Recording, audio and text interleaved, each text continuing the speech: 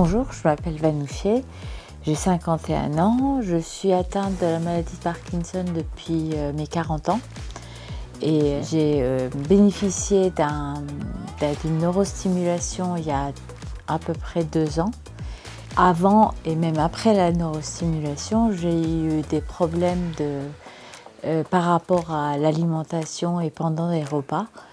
Et dans ce cadre, j'ai pu bénéficier d'un soutien par une orthophoniste.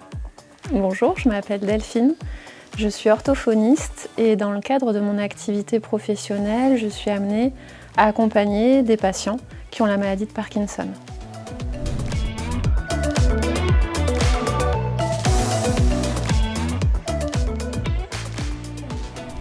Bonjour à toutes les deux, merci d'être venues parler de votre histoire. Vanouché, pour commencer, est-ce que vous pouvez parler un petit peu de la période lors du diagnostic de votre maladie? C'est vrai que ça a mis du temps avant d'être posé ce diagnostic. Dès l'âge de 38 ans à peu près, j'ai eu des difficultés à écrire, du côté droit essentiellement. Comme j'étais prof, ça s'est tout de suite vu au tableau. J'ai mis les subterfuges en place et c'est passé par des diagnostics intermédiaires comme une arthrose, canal carpien, etc. Et au final, à l'âge de 40 ans, c'était en 2015, quand j'allais faire l'électromyogramme pour le canal carpien, le neurologue m'a annoncé, d'ailleurs assez brutalement, que c'était un syndrome parkinsonien. Il y a eu 2 ans d'errance médicale et à 40 ans, ça a été un peu dur, même très dur. J'ai eu le diagnostic définitif. Est-ce que, en plus des difficultés à écrire, vous aviez d'autres difficultés, des raideurs? Des raideurs. Toujours du côté droit au début. Et de la lenteur aussi. C'est comme si je marchais au ralenti, le bras souvent comme si j'étais en écharpe. Ça se limitait à ça, c'était plutôt... ça pouvait même passer pour de la préciosité. C'était un peu... je paraissais un peu maniérée à faire les choses lentement. Ça a passé. Pendant 7 ans, ça a passé.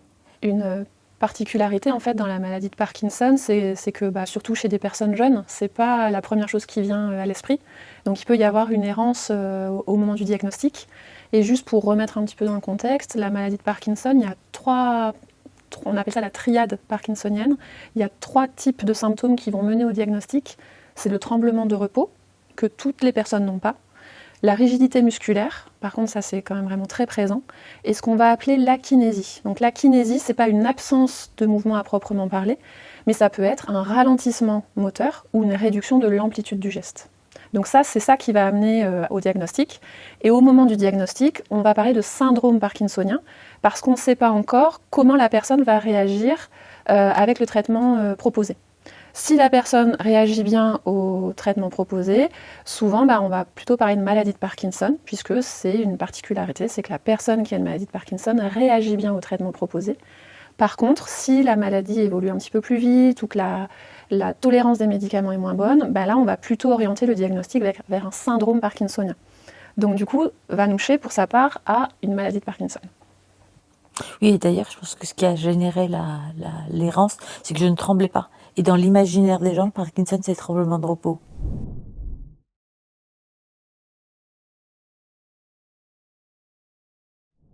Et justement, après ce diagnostic et après les premiers traitements, comment vos symptômes ont évolué, votre quotidien a évolué? Au début, quand on commence le traitement, il y a 7, 8, 9, 10 ans selon les personnes de ce qu'ils appellent la lune de miel, où les traitements suffisent. Donc moi, c'était au bout de 7 ans que les dyskinésies sont apparues. Donc j'avais des mouvements anormaux qui se sont amplifiés. Donc la neurologue a dû introduire d'autres médicaments qui avaient des effets secondaires. En fait, il y a une fenêtre de dopamine qu'il faut respecter pour pouvoir avoir ni des dyskinésies, des mouvements anormaux, ni un blocage. Et plus le temps avance, et plus la maladie avance, et plus cette fenêtre devient étroite. Et moi, j'avais vraiment une fenêtre très étroite, donc je prenais le médicament, je passais au-dessus, je le prenais pas, j'étais en dessous, et j'étais très peu de temps dans ma phase de dopamine nécessaire à un fonctionnement normal de l'organisme. Donc les dyskinésies ont commencé 7 ans après le début, après le diagnostic, à peu près à 47 ans. C'est vrai qu'il y a eu le Covid aussi qui a fait pas mal de dégâts, puisque l'activité physique est très importante pour limiter l'évolution et pour contrer les symptômes de cette maladie. Et c'est vrai que je suis passée d'une activité physique quand même où je marchais beaucoup, je faisais 3 fois du yoga, etc., à plus rien du tout. Et ça a fait quand même pas mal de dégâts. Et à ce moment-là, je pense que c'est pas ça qui a provoqué la dyskinésie, mais il y a les dyskinésies qui sont apparues. Au dernier cours que j'ai fait, il y a mon marqueur qui est parti à travers la salle. Ça devenait très difficile. Là, je vous dis pour écrire au tableau, pour tenir ma classe, mais aussi pour manger, pour cuisiner, pour transporter un aliment d'un endroit à un autre. C'était compliqué. C'était compliqué. En fait, cette phase des fluctuations motrices, comme le disait Vanouché, dans la maladie de Parkinson, on a affaire à une dégénérescence des neurones dopaminergiques, donc qui produisent la dopamine. Donc le moyen de pallier ce manque de dopamine, c'est de les prendre per os. S'il n'y a pas assez de dopamine, il y a tous les symptômes moteurs qui apparaissent, donc la rigidité, potentiellement le tremblement et la kinésie. Mais si on dépasse le seuil de dopamine, là, il y a du mouvement involontaire.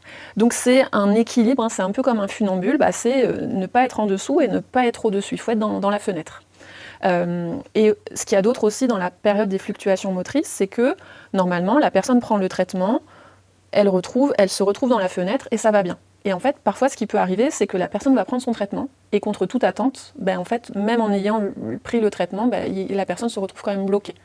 Et donc, à partir de là, les traitements PEROS, il y a des tentatives d'adaptation, mais assez rapidement, les neurologues vont avoir recours à ce qu'on appelle les traitements de seconde ligne, qui peuvent être soit, par exemple, des pompes à apoquinone, des pompes qui vont libérer un taux constant de dopamine artificielle, ou alors, comme c'est le cas pour Vanouché, on va proposer, selon des critères très précis, la neurostimulation, donc la stimulation cérébrale profonde. C'est vrai que j'ai essayé la pompe, j'ai essayé le patch, et malgré ça, j'avais des dyskinésies. Et lors de ces périodes de dyskinésie, quels professionnels vous ont accompagné justement pour simplifier ces gestes du quotidien ? Par qui vous avez pu être prise en charge ? Essentiellement la neurologue, qui a eu la très bonne idée de faire une sorte d'hôpital de jour pour jeunes patientes. Et dans ce cadre-là, j'ai rencontré Delphine, mais pas forcément pour des problèmes de dyskinésie, mais plutôt pour la voix, pour la rééducation à la voix, parce que c'est vrai qu'un des symptômes de Parkinson, c'est qu'on a la voix qui baisse de plus en plus, voire devient inaudible. Pour revenir au moment où vous vous êtes rencontrés, donc vous disiez que c'était pas du tout pour un accompagnement lié à l'alimentation, mais plutôt par rapport à la parole. Est-ce que vous pouvez nous décrire du coup ce qui vous a amené à consulter une orthophoniste à ce moment-là ? Je ne savais pas qu'on pouvait être accompagné par une orthophoniste à l'époque. Donc ça, j'ai découvert ça lors de cet hôpital de jour. J'ai découvert que j'avais des symptômes liés à la déglutition quand j'étais accompagnée d'autres patientes. Parce que vous pouvez avaler de travers, tousser assez régulièrement pensant que ça peut arriver. Mais quand ça arrive assez systématiquement et que vous avez ce diagnostic-là, ça peut vouloir dire autre chose. Et que ça peut se rentrer dans la catégorie des symptômes. Quand j'ai su qu'on pouvait faire appel à des orthophonistes qui pouvaient vous accompagner, c'est en rencontrant Delphine que je me suis rendu compte de tout ce qui était possible de faire en orthophonie. Et je me souviens que je m'étais fait la réflexion que j'aurais certainement dû faire intervenir une orthophoniste plus tôt, parce que ça faisait quand même 7 ans. Ouais. Et quels symptômes justement auraient dû vous alerter que vous viviez au quotidien ? Le fait de faire des fausses routes et le fait d'avoir la voix qui baissait de plus en plus. Par exemple, on me faisait répéter. On faisait répéter plusieurs fois parce qu'on ne m'entendait pas. En fait, la maladie de Parkinson touche le mouvement automatique. Donc tout ce qu'on fait sans y penser devient problématique. Donc ça veut dire qu'il faut penser à faire des gestes pour lesquels normalement on n'a aucune pensée associée. Donc en termes de charge mentale, c'est énorme. Et l'autre particularité, c'est que vous voyez, quand là je parle, j'utilise la bonne intensité. J'ai pas besoin de parler trop fort, sinon je vous casse les oreilles. Mais d'un autre côté, si je parle comme ça, en fait, on m'entend pas. Donc c'est pas adapté. Donc ça, c'est quelque chose qu'on apprend quand on est tout petit. Un enfant, on lui dit « parle moins fort ». Et en fait, l'enfant apprend à jauger, à adapter son niveau d'intensité, sa vitesse de parole, tout un tas d'éléments qui font partie de la communication. C'est aussi valable pour la marche, pour l'écriture, enfin pour tout un tas de gestes. Avec la maladie de Parkinson, ces gestes automatiques mais aussi appris, en fait, ce calibrage du geste, ce côté adapté du geste, qui paraît tout à fait naturel quand on l'utilise, en fait là, il se décalibre. Donc du coup, la voix, elle devient moins intense. Et ça se fait de manière progressive. Donc la personne a l'impression de parler à une intensité normale, mais en fait, non. Pour revenir sur les premières rencontres, c'est vrai que maintenant, on a quand même de plus en plus de neurologues qui sont sensibilisés au fait de mettre en place de l'activité physique tout de suite dès le diagnostic, mais également, très rapidement, rencontrer aussi un orthophoniste pour faire le point sur les différentes compétences qui peuvent être impactées par la maladie de Parkinson. Donc c'est le cas avec la communication écrite, comme tu le disais, la communication aussi orale, la parole, la déglutition et par exemple aussi les fonctions cognitives. Donc ça permet de mettre en place ce qu'on appelle de l'éducation thérapeutique, c'est-à-dire moi ça me permet de voir un petit peu ce qu'il en est, de faire un état des lieux, de savoir s'il y a besoin d'intervenir ou pas, de savoir, mais ça permet aussi de donner des informations. Ça permet par exemple, pour la déglutition, ça permet de décrire le fonctionnement normal de la déglutition, comment ça se passe à l'intérieur. Et à partir de là, quand la personne a des éléments comme ça de connaissance de son propre corps, en fait, spontanément, elle va réussir à mettre en place des adaptations, ou alors, elle va aussi pouvoir plus spontanément, plus facilement interpeller le professionnel référent. Et est-ce que vous, Vanouché, vous aviez déjà inconsciemment mis en place ce genre d'adaptation, notamment autour de vos moments de repas ? J'avoue que non. À cette époque-là, au moment où il y a eu les dyskinésies et j'ai rencontré Delphine, non, j'avoue que... c'est-à-dire que les symptômes, je les voyais pas comme des symptômes. Je voyais... c'est parce que mon mari m'écoute pas, qu'il m'entend pas. Je tousse, mais ça arrive à tout le monde d'avaler de travers. Mais au niveau de l'alimentation... Si, quand même. J'ai quand même mis des choses en place parce que j'ai éliminé un certain nombre d'aliments que je ne mangeais plus. Et que, par exemple, quand on allait au restaurant, je choisissais en fonction de ce que je pouvais manger. Par exemple, une pizza, c'était juste l'horreur. Qu'elle coupait toute la pizza, rien que ça faisait que je ne mangeais pas. Et une partie de l'amaigrissement était due à la dyskinésie, mais une autre partie était due au fait que par moment, j'arrêtais de manger parce que j'y arrivais plus. J'arrivais plus à couper ma viande, j'arrivais plus à prendre des aliments dans les couverts. Donc c'était difficile de faire comme si ça n'existait pas, quoi. Ouais, on pense souvent aux difficultés d'alimentation avec vraiment ce côté fausse route, ce qui se passe quand on déglutit. Mais les difficultés d'alimentation, ça commence dès la préparation du repas. Ça commence aussi quand on fait ses courses. Et je me souviens, tu m'avais raconté une scène dans la cuisine avec ta petite nièce. Oui. Je coupais la pastèque. J'avais un couteau assez pointu et j'ai dû lui demander de sortir parce qu'elle est venue voir ce que je faisais. J'avais vraiment peur de la blesser parce que par moments, j'avais vraiment le couteau qui partait dans tous les sens. Et ça m'est déjà arrivé de me griffer. Donc même les préparations étaient difficiles. Et vers la fin, j'avoue que la dernière année, j'ai pas dû préparer. C'est mon mari qui a pris les choses en main. C'est récemment que j'ai retrouvé le plaisir de cuisiner et de préparer le repas. Ouais. Il y a même des petits gestes qui pour nous paraissent anodins, mais par exemple, prendre un café. Si je commande un café, je prends le gobelet et je me déplace, ça c'est compliqué. Surtout quand il y a des dyskinésies. Oui. Voilà, parce que du coup, le gobelet... Dyskinésie et dystonie aussi. Et dystonie. Parce que parfois, j'ai des troubles de la marche qui fait que c'est difficile de garder stable le contenant. Donc, et c'est ce qui fait que parfois, je renonce. Là. Ce matin, je n'ai pas pris de café à la gare parce qu'il fallait que je garde le gobelet, il fallait que je piétine derrière les autres en allant dans le train. Et puis ensuite, il faudrait que je garde encore ça à l'horizontale le temps de m'asseoir. Donc, il y a des choses qu'on élimine pour éviter les difficultés. Moi, la question que je vais souvent poser, c'est est-ce que vous avez des difficultés d'alimentation ? Ah non, j'ai pas de difficultés pour manger, ça va très bien, mais je fais attention. Et en fait, ça, vous voyez, c'est une phrase qui doit interpeller. Parce qu'en fait, nous, quand on mange et que tout va bien, on n'a pas à faire attention. Ça se passe. Alors ça peut arriver qu'il y ait des petits accidents, des choses comme ça, mais il n'y a pas cette notion de je fais attention à ce que je commande, je fais attention à comment je coupe mes aliments, je fais attention à comment je déglutis. Du coup, Vanouché, vous venez de nous raconter l'anecdote avec votre verre de café de ce matin. Si vous êtes d'accord, on va faire un petit test avec un contenant traditionnel et un contenant qui a été travaillé avec un ergothérapeute pour voir si l'appréhension est plus facile. D'accord.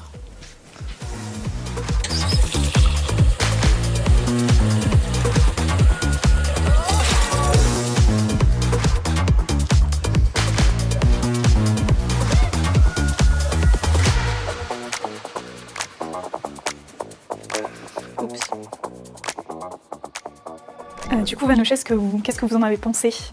Je m'attendais pas à ce que ce soit plus facile avec ce verre-là, parce que je pensais que c'était pareil. Mais en fait, le fait de le tenir est plus simple, parce que ça a vraiment la forme de la main. Et il y a ce rebord qui pose qui stabilise le verre. Donc oui, je pensais en mettre autant partout qu'avec le verre. Et puis je le tenais d'une seule main, ça rend peut-être les choses plus stables. Donc oui, je pense que c'est plus facile avec ce contenant.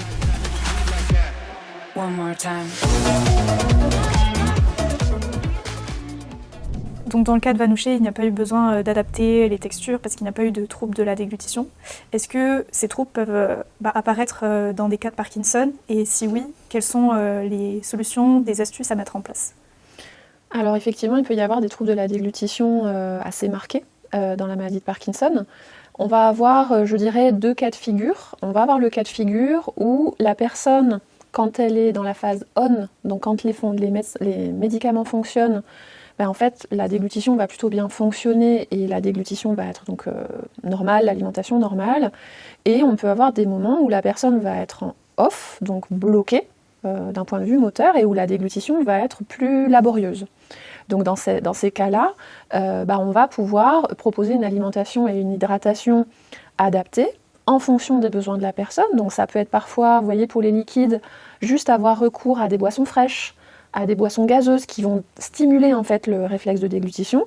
Et puis parfois, sur ces moments-là, la personne va avoir besoin qu'on passe sur une hydratation adaptée, soit légèrement épaissie, soit avoir recours à de la boisson vraiment épaissie, texture compote ou boisson gélifiée. Donc ça peut arriver.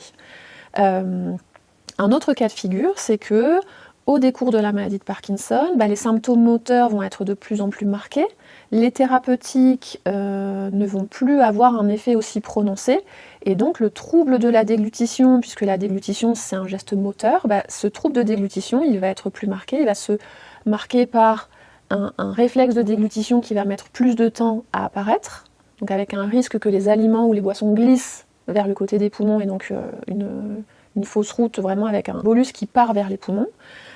Et on va aussi avoir une réduction dans l'amplitude du geste de déglutition, parce que quand vous déglutissez, il y a entre autres votre langue qui va faire un effet catapulte pour propulser les aliments vers l'arrière, et si ce geste n'est pas à la bonne intensité motrice, et en fait voilà, ça va pouvoir créer des résidus alimentaires en bouche, et ça va être d'autant plus marqué avec des aliments qui vont être plus problématiques. On parlait de la semoule, on parlait du riz, si en plus s'ajoute la sécheresse buccale, là, on peut avoir un effet comme ça, boule de neige. Donc déjà, première chose, on va pouvoir proposer d'ajouter des liants alimentaires, rajouter de la sauce, rajouter de la matière grasse, rajouter du jus de cuisson. Éviter les textures qui vont être trop différentes. Ça me fait penser d'ailleurs, par exemple, aux médicaments. Parfois, vous avez des personnes qui vont être en difficulté pour avaler leurs médicaments, alors que ce n'était pas le cas avant. Donc ça, parfois, ça va être qu'à certains moments de la journée, ça peut être à chaque fois.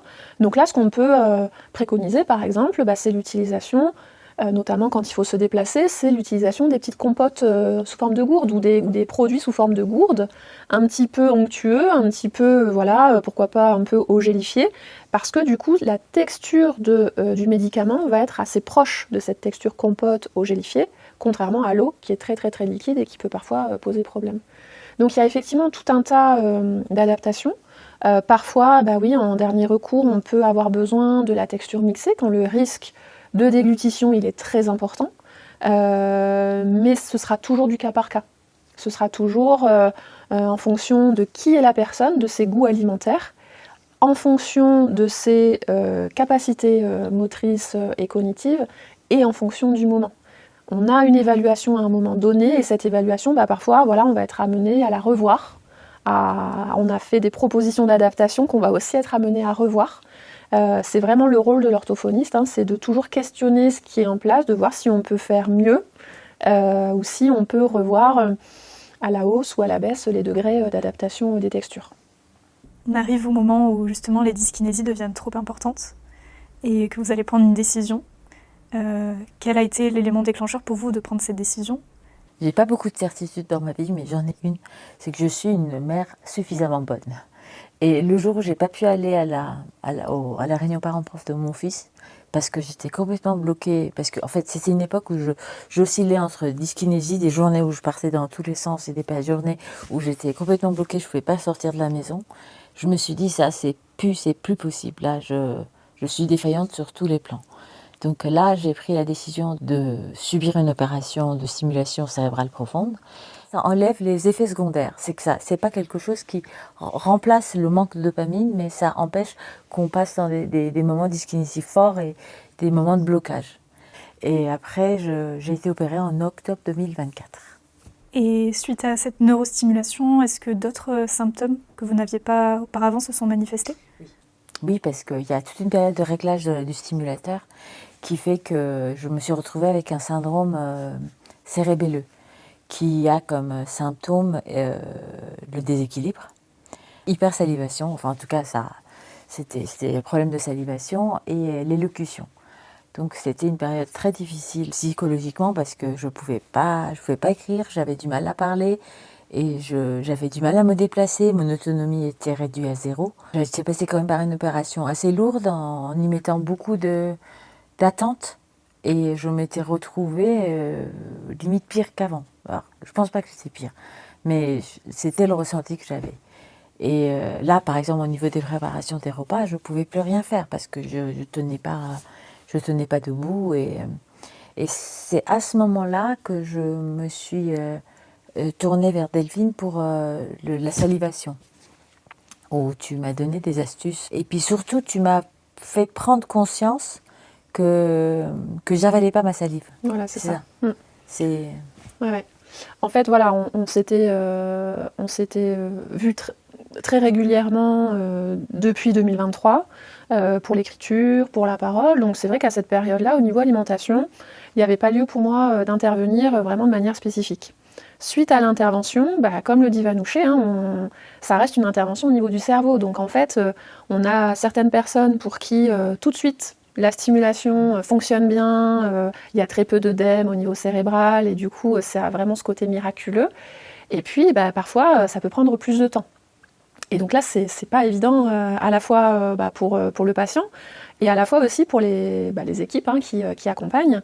D'autant que là, comme tu le disais, il y avait des symptômes qui étaient tout autres que ceux qui étaient là initialement. Donc par rapport à l'alimentation, là, cette thématique d'hypersalivation, c'est quelque chose qui peut arriver dans la maladie de Parkinson, dans d'autres pathologies. En fait, c'est pas une hypersalivation. C'est que cette gestion de la salive, on en produit 1,5 litre par jour, et cette salive, elle est déglutie de manière automatique, plusieurs fois par minute. Quand ce réflexe de déglutition, il est moins fréquent, on se retrouve à avoir plus de salive en bouche. Donc on se dit « Oh là là, mais je produis beaucoup plus de salive ». Et en fait, non. Donc il y a cet effet de conscience. Souvent, moi je dis aux personnes, ça va vous paraître très bête ce que je vais vous dire, mais là, vous sentez que vous avez de la salive en bouche, avalez-la. Donc il y a cette première chose. Et dans la maladie de Parkinson, on peut avoir un surplus de salive, on peut aussi avoir, au contraire, une salive qui va se modifier. Ça peut être lié aux traitements qui sont pris. Il y a plus de 250 médicaments qui vont provoquer de la sécheresse buccale, et il se trouve que dans la maladie de Parkinson, certains des traitements vont provoquer ça. Donc ça peut aussi alterner, avec des phases où il y a beaucoup de salive et des phases où la bouche va être très très très sèche. Là, la chance, c'est que Vanouché, elle a mis en place beaucoup de choses d'elle-même. Tu faisais des exercices en autonomie, que ce soit pour l'écriture, pour la parole. Donc ça, après, finalement, c'était une boîte à outils qui était transmise et que tu utilisais en fonction de tes besoins. Que j'avais mis en place en prévision de la chirurgie. Donc à cette période, vous avez été accompagnée par une orthophoniste. Est-ce que vous avez été accompagnée par d'autres professionnels ? La nutritionniste aussi, accompagnée par la même nutritionniste qui a été très tolérante devant ma prise de poids, parce que ce qui se passe après la stimulation, c'est que quasiment systématiquement, il y a une prise de poids de 10 kilos. On ne nous le dit pas assez souvent, c'est assez fermement, assez clairement, mais quand on revient avec ces 10 kilos en plus devant le neurochirurgien, il vous dit « Ah, mais c'est normal, c'est toujours comme ça après la stimulation. » Qu'on fasse attention ou pas, ça a cette conséquence. Donc j'ai eu un nutritionniste, j'ai eu aussi un accompagnement par la kiné pour se remuscler, parce que j'avais beaucoup perdu, parce que j'avais été sédentaire facilement pendant 9 mois, du fait des déséquilibres, du fait que j'avais du mal à me déplacer. Je suis allée voir un ergothérapeute, et c'est là aussi que je me suis rendu compte qu'il y avait beaucoup de matériel qui pouvait aider dans la préparation des aliments. Ouvrir une boîte de conserve, ouvrir une bouteille d'eau. C'était un ergothérapeute qui m'a reçu dans une sorte de showroom où il y avait plein d'outils, et ça allait de la préparation des repas à mettre ses chaussettes de contention. Donc c'était très, très large. Mais ça permet aussi de te dire que même si on ne peut pas faire comme avant, on peut quand même faire. Ouais, c'est des dispositifs en fait créés par le département et qui permettent d'accéder gratuitement à une consultation avec un ergothérapeute. Donc moi, c'est quelque chose que je conseille quand même très souvent, à la fois pour le côté alimentaire, mais pour tous les gestes de la vie en fait.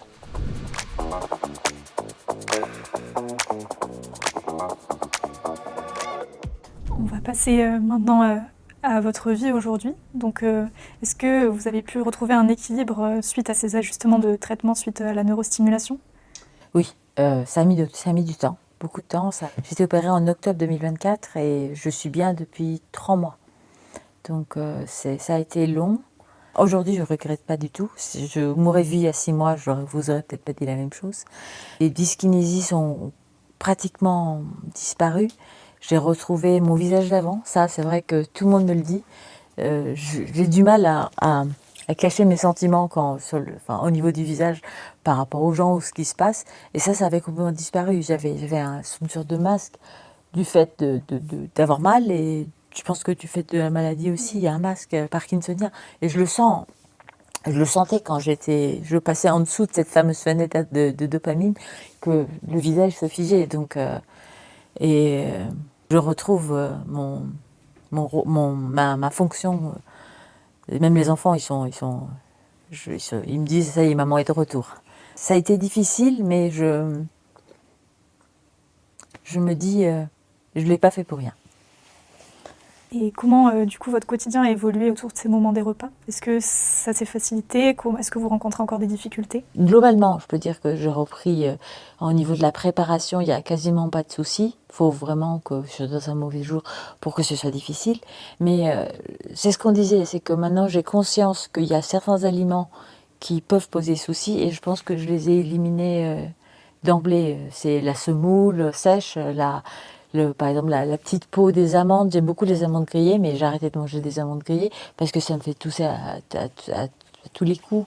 Donc je pense que je me suis aménagé un environnement qui me permet de bien vivre cette maladie, en éliminant des choses qui pouvaient poser souci. En fait, ce qu'il y a aussi, c'est que la neurostimulation va agir sur énormément de choses au niveau des symptômes moteurs, mais il y a tout un tas d'études scientifiques qui démontrent que par contre, ça n'agit pas sur les problématiques de déglutition. Donc du coup, tout ce qui va être préparation des repas, le fait d'amener à la bouche, ça va mieux au niveau moteur. Tu parlais de l'expressivité du visage, mais moi, ce qui m'a marqué l'une des premières fois que j'ai revu Vanouché, c'est aussi le fait qu'elle reparlait avec les mains. Et ça, c'est un émerveillement en fait, quand on revoit un patient et qu'on revoit le visage bouger, qu'on revoit ces gestes-là, c'est d'être témoin de ça, c'est vraiment quelque chose. Donc ça forcément, déjà de voir ces petites choses-là qui ont pas de rôle, si, il y a un rôle fonctionnel dans la communication, mais pas dans l'alimentation, c'est déjà énorme. Donc j'imagine bien qu'au niveau de l'alimentation, c'est encore autre chose. Mais du coup, sur tout ce qui est problématique avec la semoule, avec les amandes et tout ça, ça change pas trop. Ces problématiques-là, elles demeurent. Mais comme la maladie de Parkinson, c'est quelque chose qui évolue quand même assez lentement, c'est vrai que spontanément, la personne, elle va mettre en place des stratégies pour s'adapter. L'être humain est un être qui s'adapte. d'accord ? Vous êtes dans un environnement où il y a un endroit où vous allez vous cogner une fois, vous allez vous cogner 2 fois, et la 3e fois, hop, vous allez éviter de vous cogner. D'accord ? Avec l'alimentation, c'est pareil. En fait, il y a des arbres décisionnels qui se créent, même sans qu'on en ait, que ce soit conscient, de se dire, ah bah tiens, si je prends ce plat-là, hop, ça va me gratter, ça va me faire tousser, donc hop, je vais basculer sur autre chose.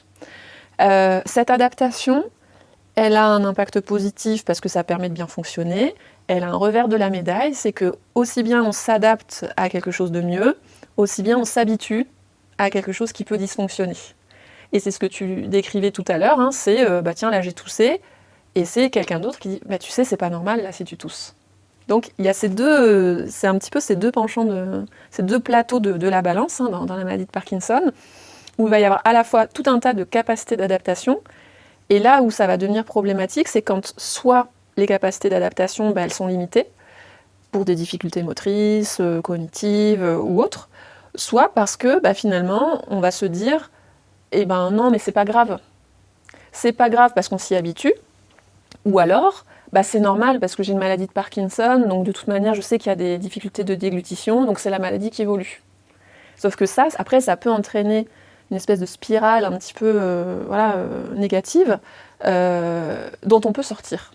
On en discutait encore il n'y a pas très longtemps. C'est vrai qu'on pose un diagnostic de maladie neuroévolutive, on se réjouit pas, quoi. On se dit ça va aller de moins en moins bien. Alors qu'en fait, que ce soit avec les traitements proposés, que ce soit avec les thérapies non médicamenteuses, que ce soit le kiné, l'orthophonie, on a possibilité de récupérer, on a possibilité de stabiliser, puis on a possibilité aussi de s'adapter, de compenser.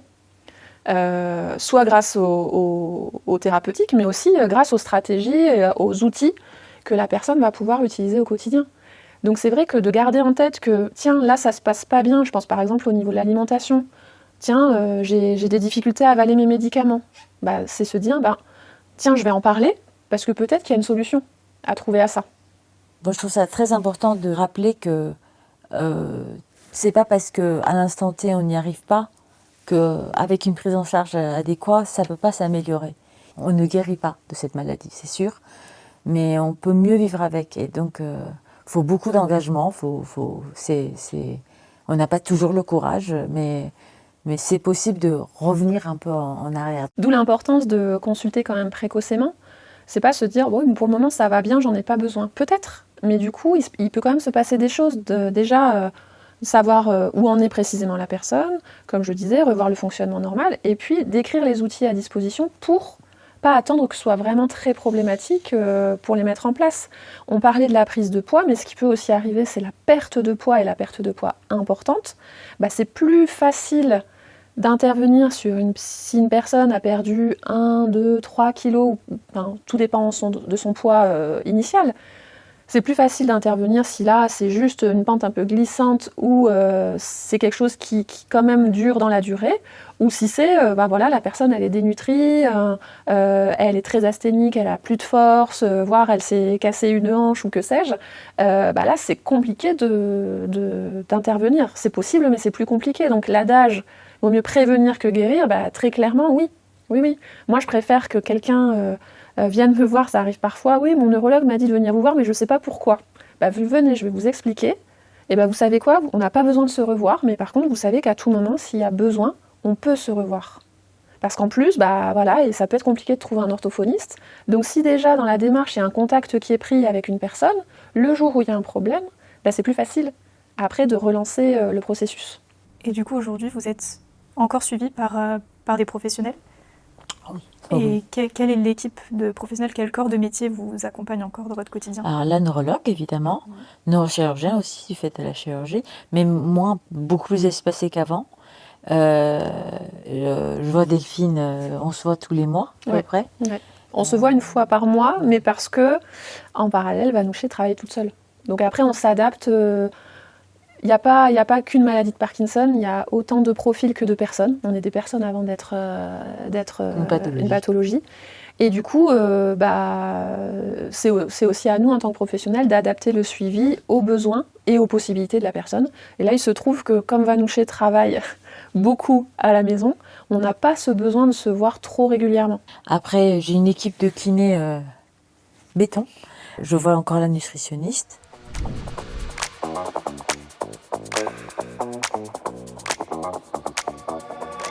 On arrive au terme de cet échange, mais j'ai encore une question pour chacune d'entre vous. Vous, Delphine, qu'est-ce que vous aimeriez dire aux patients atteints de la maladie de Parkinson, à leurs proches, justement sur le quotidien, comment accompagner, comment traverser cette épreuve?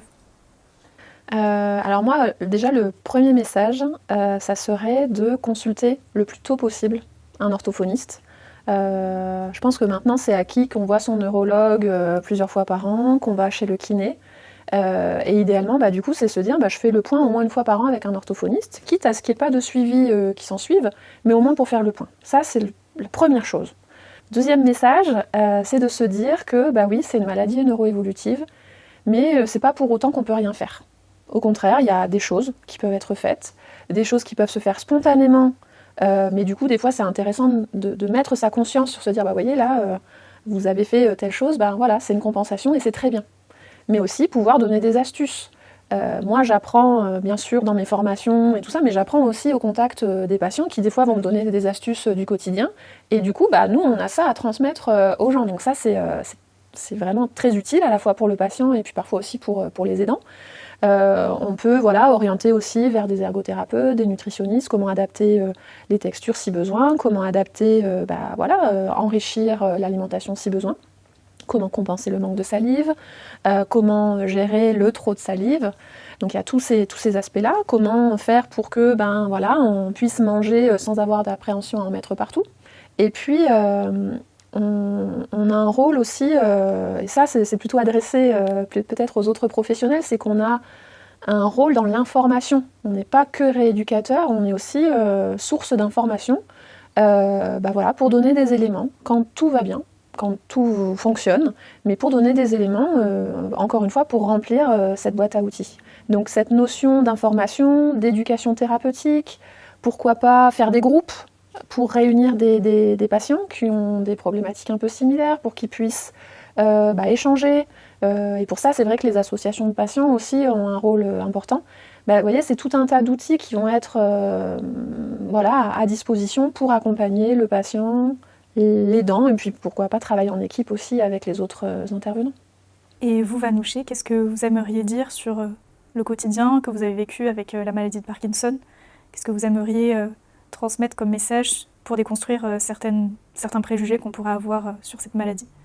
J'aimerais que le regard un peu des personnes qui entourent les personnes atteintes de maladie de Parkinson change un peu et ne reste pas figé sur ce qu'on connaît le plus, qui sont les tremblements, mais que ces personnes souvent souffrent aussi d'autres symptômes qui peuvent vraiment rendre difficile le quotidien, et que ce regard se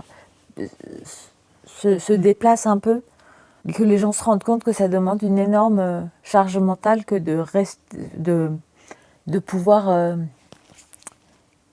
vivre le quotidien le plus normalement possible. Une des personnes que je connais qui est atteinte de cette maladie nous avait raconté une fois que elle avait été manger avec un copain, tout en appréhendant d'y aller, en se disant il va devoir couper ma viande, il va plus jamais vouloir manger avec moi, il va avoir honte. Et au final, quand elle est arrivée, lui, il s'était cassé le bras. Donc c'était elle qui lui avait coupé la viande. Donc d'une part, ça montre qu'elle était quand même encore capable de faire ça, et qu'elle a réussi à le faire dans cette situation-là.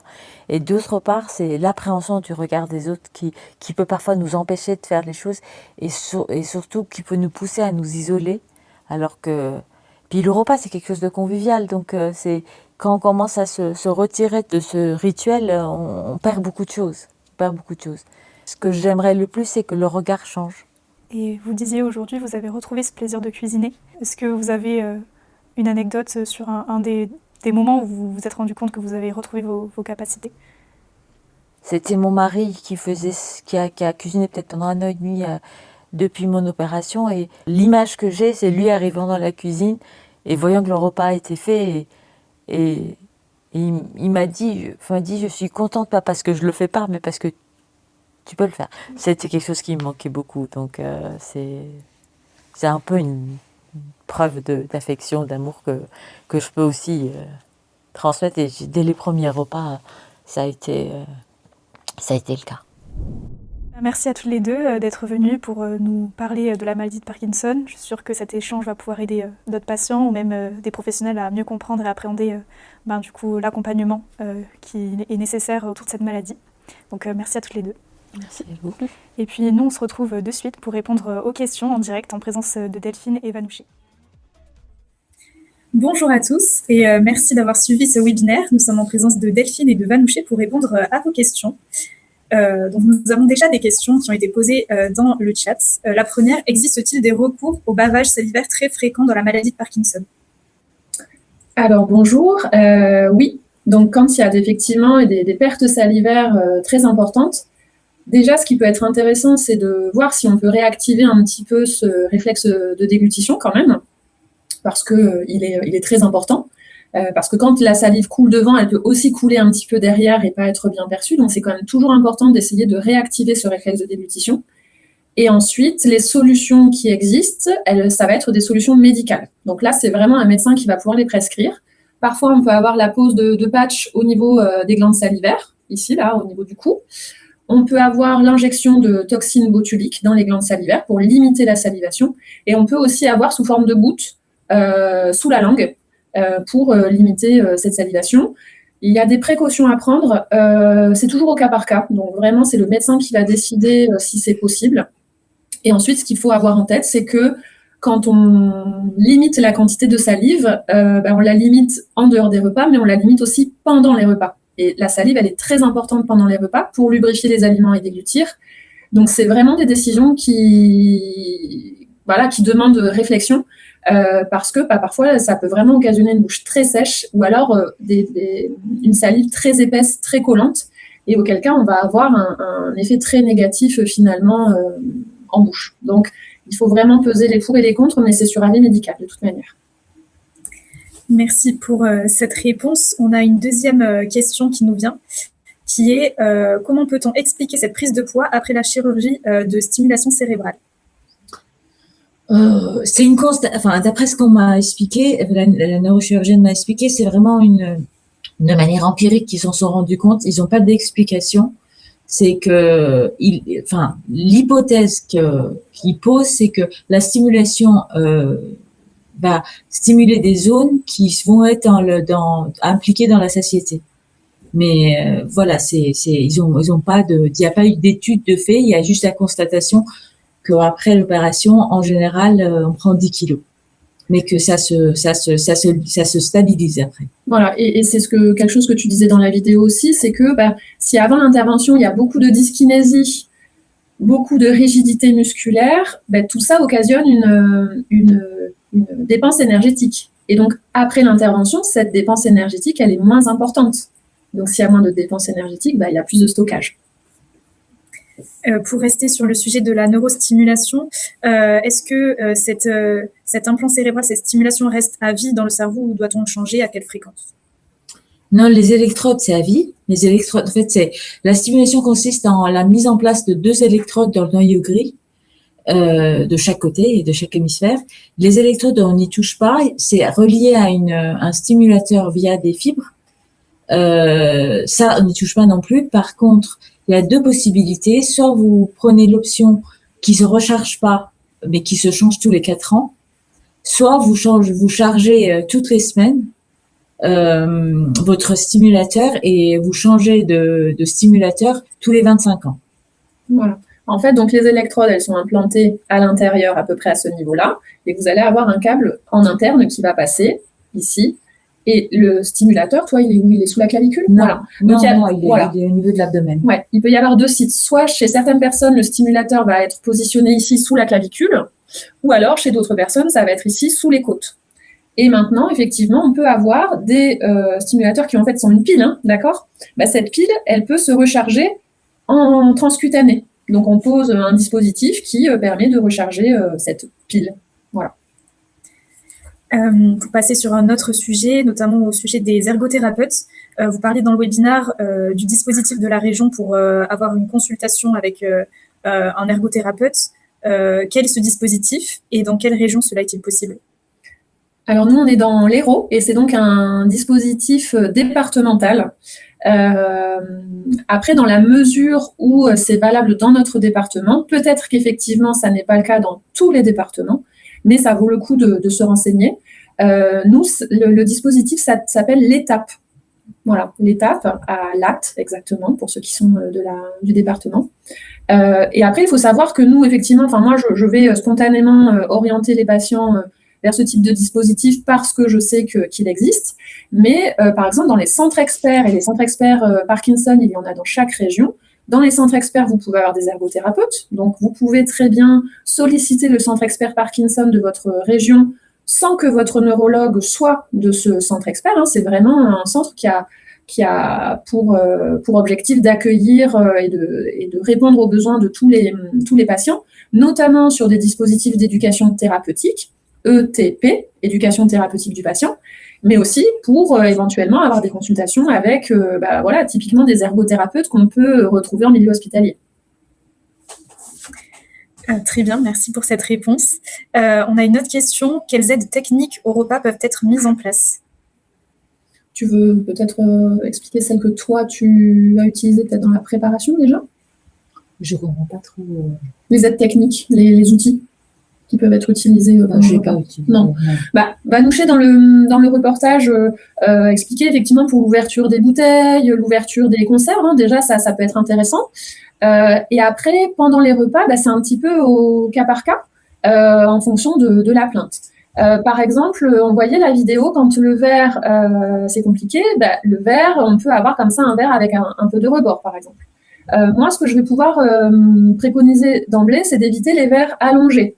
Donc, on va plutôt préconiser des verres assez peu hauts, mais plutôt larges, un peu comme les verres à sangria.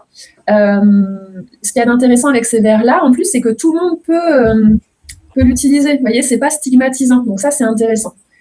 Après, en fonction des besoins, si la personne tremble beaucoup, on peut avoir recours à des verres avec des poignées, par exemple. Encore une fois, si la personne tremble beaucoup et que c'est quelque chose qui fonctionne bien, on peut préconiser l'utilisation de la paille, par exemple. Hein. Mais encore une fois, il faut tester de voir si ça pose pas de problème au niveau de la déglutition.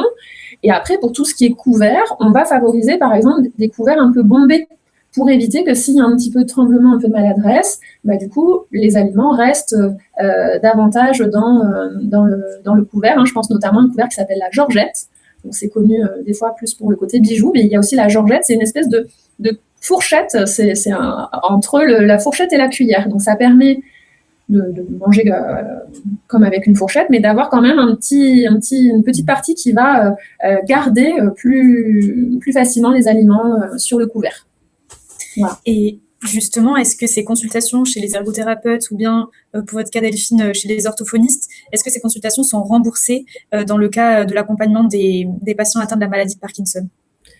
Alors, l'orthophonie, effectivement, c'est pris en charge. Hein, dans le cadre de la maladie de Parkinson, il y a une prise en charge de type affection longue durée, hein, ALD, donc il n'y a pas de reste à charge pour le patient.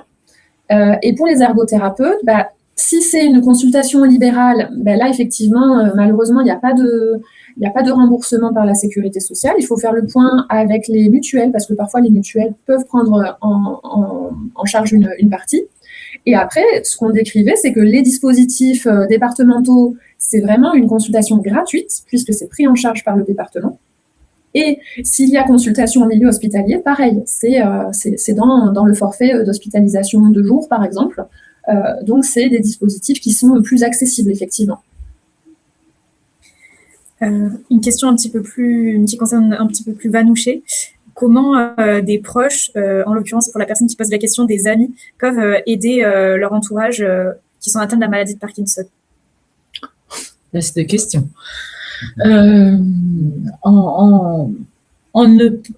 Déjà, en ne pas limitant la personne à la maladie, personnellement, à l'aider quand la personne demande de l'aide, mais pas forcément faire à la place et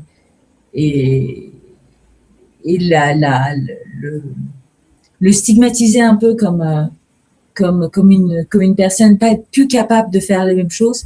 Je pense que globalement, je pense que c'est surtout le regard qu'il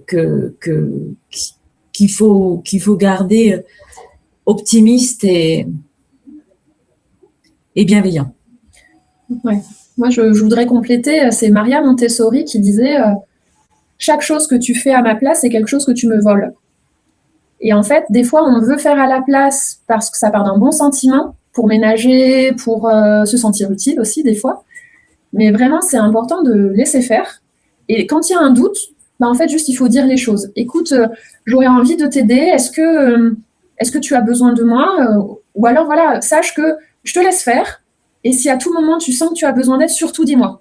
Et à partir du moment où c'est posé, bah, ça allège énormément de poids pour tout le monde, en fait. Une autre question qui nous vient, que conseillerez-vous au niveau de la prise de médicaments lorsque les alternatives sont limitées, notamment pour les patients qui souffrent également de troubles de la déglutition? Alors, ça, c'est vraiment des choses qui se réfléchissent au niveau médical aussi. Quand j'ai commencé à travailler, c'était il n'y a pas si longtemps que ça, mais malgré tout, j'ai commencé à travailler en service de gériatrie. Et à l'époque, bon, c'était 2015, quand j'ai commencé à travailler en gériatrie. À l'époque, on voyait encore des patients qui arrivaient avec une maladie de Parkinson évoluée, qui n'arrivaient plus à prendre leur traitement Péros.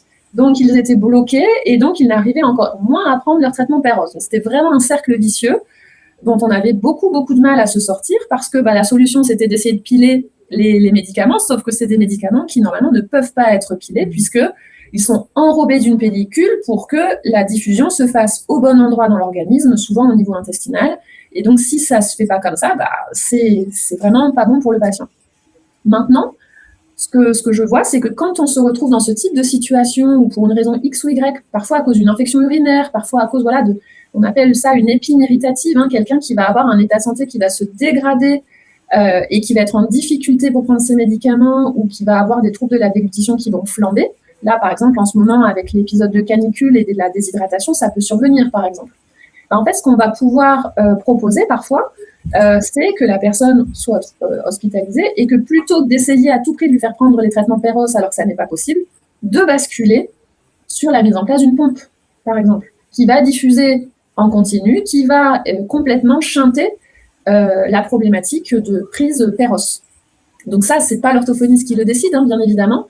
C'est des choses qui doivent se décider avec le médecin généraliste, avec le neurologue. Quand la personne est déjà accompagnée par des infirmiers, ça peut être aussi les infirmiers qui vont alerter de tout ça. Quand les traitements peuvent être pilés, les gélules ouvertes, pourquoi pas, mais il faut quand même vraiment respecter ce qu'on appelle la forme galénique des médicaments, et du coup, le recours à une pompe peut être une solution. Je ne sais pas si ça répond à la question. Oui, tout à fait. Et justement, si on continue sur cet aspect un peu plus traitement, comment est-ce qu'on peut concilier la prise du traitement et des apports protéiques en cas de dénutrition qui peut survenir dans le cas de la maladie de Parkinson? Est-ce que justement les apports en protéines peuvent réduire l'efficacité du traitement? Alors oui, oui, effectivement, c'est une particularité dans le traitement de la maladie de Parkinson, c'est qu'on parlait du fait que le traitement va être assimilé au niveau intestinal, et en fait les capteurs, pour schématiser, d'accord, les capteurs qui vont capter les molécules du médicament sont les mêmes capteurs que ceux des protéines. Donc si vous prenez par exemple un médicament, pas tous, mais certains types de médicaments, avec par exemple ne serait-ce qu'un yaourt, et bien en fait, vous allez les capteurs vont être à la fois sollicités par le yaourt et par le traitement. Ce qui fait qu'il y a une partie des molécules du traitement qui ne va pas être assimilée. Donc, l'efficacité va être moindre. C'est pour ça que les horaires de prise des traitements sont très importantes. Si le médecin, le neurologue préconise la prise de traitement une demi-heure avant le repas, c'est pas pour rien. C'est que justement, au moins, on est sûr qu'il va être assimilé totalement. Et souvent, on évite la prise de traitement juste après le repas, puisque la digestion, elle peut durer plusieurs heures. Donc, c'est vraiment important de pas prendre ces traitements juste après les repas, de respecter les horaires. Et si jamais la prise de traitement avec l'eau est compliquée, c'est ce qu'on disait, c'est que ça peut être pris, par exemple, plutôt avec de la compote, alors, mais pas avec du yaourt. C'est pas que les protéines animales? Non, c'est toutes les protéines.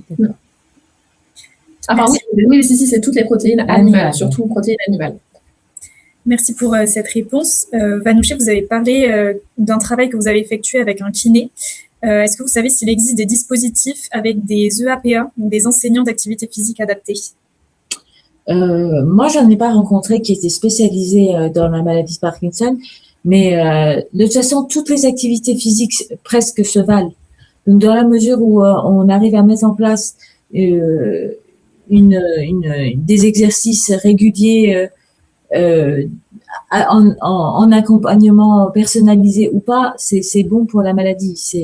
Ça a été prouvé scientifiquement que ça ralentit l'évolution de la maladie. Donc, je sais qu'il existe des dispositifs qui accompagnent dans l'activité physique, et dans la mesure où l'activité physique, quelle qu'elle soit, est bénéfique, c'est important de le mettre en place. Et dans ce cadre-là, c'est intéressant de se rapprocher de sa municipalité, parce que parfois il y a des groupes comme ça de sports qui peuvent être adaptés aux problématiques de la personne qui a la maladie de Parkinson. Je pense par exemple au tai chi, au qigong, à des gyms douces, ce genre de choses. Et aussi des associations de patients, par exemple France Parkinson, qui proposent au niveau local souvent tout un tas d'activités. La palette est large. Après, tout dépend du territoire dans lequel on se trouve, mais globalement, il y a maintenant, comme vous le disiez, avec les APA, les moniteurs d'activité physique adaptée, il y a quand même une palette beaucoup plus large qu'avant dans la proposition. Merci pour cette réponse. On a une autre question qui concerne les aliments justement à éviter lors de la prise de traitement par rapport à ce que vous évoquiez précédemment. Faut-il éviter uniquement les aliments sources de protéines? Oui. Okay. Oui, après, dans les boissons, parfois, on dit d'éviter le jus de pamplemousse pour certains types de traitements. Donc, après, je pense que c'est juste se dire, en cas de doute, soit demander au neurologue, parce que peut-être que certains ne sont pas concernés. Mais après, c'est aussi juste se dire, bon, bah, par principe, je peux éviter de prendre mes traitements avec ce type d'aliments, sachant que les protéines sont quand même très importantes. Il faut quand même vraiment veiller à un apport adapté aux besoins en termes de protéines, et vraiment d'avoir des protéines à chaque repas, donc au petit déjeuner, le midi et le soir. On a également quelques questions qui concernent le verre qui a été utilisé pour le test avec Vanouché. Juste pour préciser, donc ce verre n'est pas à vendre, il s'agit du contenant de nos eaux gélifiées prêtes à l'emploi que nous déployons avec Nutrisens, donc qui a été travaillé effectivement avec une ergothérapeute. Mais du coup, c'était juste pour montrer l'utilité de ce travail des contenants adaptés et la mise en place de ces solutions qui peuvent être autres que ce verre, mais qui peuvent être proposées aux patients atteints de la maladie de Parkinson. Une autre question qui nous a été posée, y a-t-il une limite d'âge pour utiliser la pompe pour les traitements? Alors, je ne pense pas. Pour la pompe, je ne pense pas. Ça, c'est vraiment les neurologues qui décident au cas par cas. Voilà. Autant pour la stimulation cérébrale profonde, il y a une limite d'âge qui est 70 ans. Autant pour les pompes, je pense moi à un patient que j'accompagne qui est relativement âgé et à qui on l'a posé relativement tard. Vraiment la situation que je vous ai décrite tout à l'heure, quelqu'un qui a été hospitalisé en urgence et à qui on a proposé la pompe pour débloquer la situation, enfin débloquer lui et débloquer la situation. Donc là, je peux pas vous répondre assurément. C'est plutôt à voir effectivement avec le neurologue. Moi, pour l'avoir testé, faut avoir en tête que la pompe se met en place avec un encadrement très rigoureux. C'est des infirmières qui passent à la maison, qui peuvent vous aider à mettre la pompe en place, si le temps de devenir autonome ou même pas. Et de par, mon ressenti, mon expérience, c'est que ça convient quand même davantage à des personnes qui sont qui sont un peu plus sédentaires, parce que moi c'était à une époque où je travaillais et le fait de travailler faisait que j'avais des oscillations au niveau de mes besoins en dopamine, et le fait que la pompe donne un débit continu d'analogue de dopamine ne convenait pas. Donc j'étais sans cesse en train de augmenter la pompe, diminuer la pompe, faire des bolus. Ça convenait pas. Donc je dirais, d'expérience, je dirais peut-être que ça correspond à des personnes qui sont moins actives. Ouais, ça c'est à discuter, mais ce qui est sûr, c'est qu'effectivement, c'est accompagné par des prestataires. Donc, il ne faut pas avoir des compétences très élevées au niveau médical et tout ça. Soyez rassurés par rapport à ça. Et est-il possible justement d'avoir la pompe s'il y a déjà un neurostimulateur? Oui. Alors, une personne oui. En fait, il faut savoir que c'est pas parce qu'une personne est neurostimulée qu'elle arrête de prendre des traitements. souvent il y a un peu cette image de ça y est, On je est suis guéri. libérée de toutes mes prises de médicaments. Non, pas totalement. Donc effectivement, si la prise de médicaments Péros est compliquée, ou encore une fois, ça c'est les neurologues qui jugent de ce qui peut être intéressant, ça peut arriver, oui. Ouais, ça fait partie un petit peu des combinaisons thérapeutiques en fait. L'intérêt de la pompe, c'est que la diffusion est continue, donc il n'y a pas de fluctuation. Alors, quand on prend des médicaments, il y a des fluctuations. Donc, après la neurostimulation, on peut très bien imaginer encore être sensible aux fluctuations et passer plutôt par la pompe.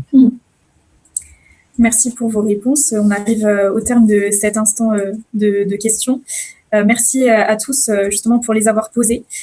Donc, vous recevrez un lien dans les prochaines heures pour vous permettre de visionner ce webinaire en replay. Et nous vous souhaitons à tous une agréable journée. Alors, j'ai juste une dernière petite chose. On parlait des protéines, on peut aussi parler des fibres. C'est vrai qu'il y a souvent de la constipation dans la maladie de Parkinson. Donc, des fois, il y a besoin de se supplémenter en protéines, il y a parfois besoin de se supplémenter en fibres. Et par exemple, vous avez des compléments nutritionnels comme ceux de Nutrisense qui peuvent venir aider les personnes. Ça doit être quand même encadré, on ne le fait pas comme ça, voilà. Mais ça peut être intéressant d'en discuter avec votre médecin pour savoir s'il n'y a pas besoin de se supplémenter en protéines, si c'est compliqué de manger de la viande ou des aliments protéinés, ou en cas de constipation opiniâtre, pourquoi pas de rajouter des fibres dans le yaourt, dans les soupes, voilà. Il y a tout un tas de dispositifs qui existent. Oui, en effet. Merci Delphine pour cette précision. Et donc sur ce, nous vous laissons avec du coup le lien du webinaire qui arrive dans les prochaines heures pour revisionner cet échange. Merci à tous. Merci, bonne journée.